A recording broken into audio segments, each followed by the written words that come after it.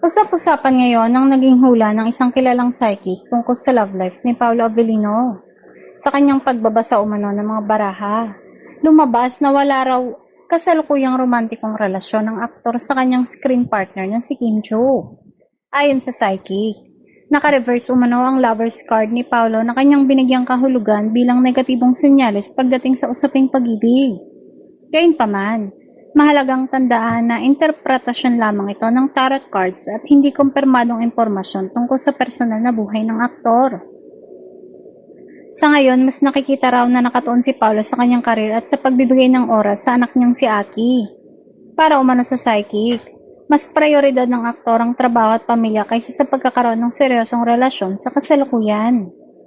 Napag-usapan din ang tambalan ni Paolo at Kim na kilala bilang Kim Pao.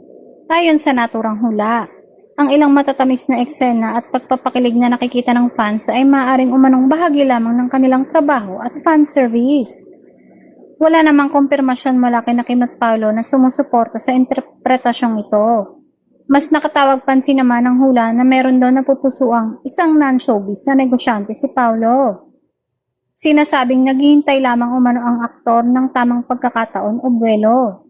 Ngunit wala ring ibinigay na pangalan o anumang konkretong detalye tungkol sa sinasabing babae kaya nananatili itong bahagi lamang ng psychic reading. Pagdating naman sa career, maganda raw ang nakikita para kay Paolo sa uling bahagi ng taon hanggang sa unang bahagi ng susunod na taon.